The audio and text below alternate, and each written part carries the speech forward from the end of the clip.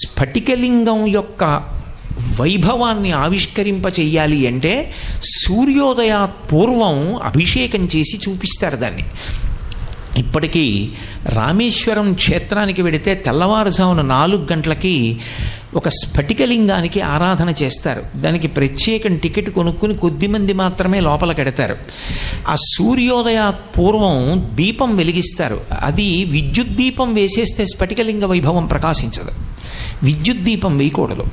వేయకుండా అసలు యథార్థంగా చెప్పాలి అంటే దేవాలయ సందర్శన విధి యందు దేవాలయం లోపలికి విద్యుత్ దీపపు కాంతి పడకూడదు.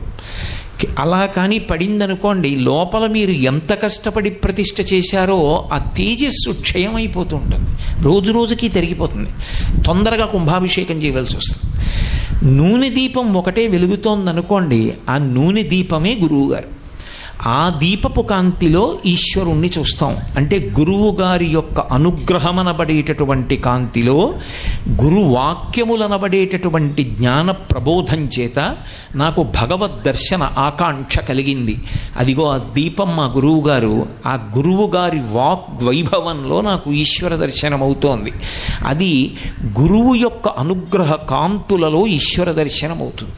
అప్పుడు ఒక గుడిలోకి వెళ్ళాము అంటే అంతరాలయంలో ఉన్న ప్రతి దీపము గురువే. ఒక గురువుకి తన చూపుల చేత శిష్యుడు ఇచ్చేటటువంటి మహోత్కృష్టమైన మర్యాద అది. అందుకే తెల్లవారుజామున ఆవునీతి దీపంలో కానీ నూనె దీపం కానీ ఉంచి పక్కలకి గుత్తి దీపాలని వెలుగుతాయి. అవి వెలుగుతున్నప్పుడు అసలు స్ఫటికలింగ వైభవం చూడాలి. అప్పటికి సూర్యోదయం అవనప్పుడు ఆ స్ఫటికలింగం కాంతు లీనుతుంది అంతరాలయం అంతా. అప్పుడు రామేశ్వరంలో ఏం చేస్తారంటే ఓ ఎర్రటి పువ్వు దాని ముందుకి ఇలా తీసుకొచ్చి ఉంచుతారు కింద నుంచి. శివలింగం అంతా ఎర్రగా అయిపోతుంది. ఆ పువ్వు తీసేస్తారు. మీలో చూసిన వాళ్ళకు అనుభవం ఉండుంటుంది. స్ఫటికలింగం తెల్లగా కనపడుతుంది. అర్చకులు పక్కకెళ్ళి నిలబడతారు. తెల్లటి లింగం చూశాక మళ్ళీ ఒక పసుపచ్చటి పువ్వు తీసుకొచ్చి శివలింగం దగ్గర ఉంచుతారు. శివలింగం అంతా పచ్చగా అయిపోతుంది. ఆ పసుపు పువ్వు తీసేస్తారు. మళ్ళీ అర్చకులు పక్కకెడతారు. తెల్లగా కనపడుతుంది. ఇదంతా అయిపోయిన తరువాత దర్శనం పూర్తయిపోయింది, వెళ్ళిపోమంటారు. ఎందుకలా?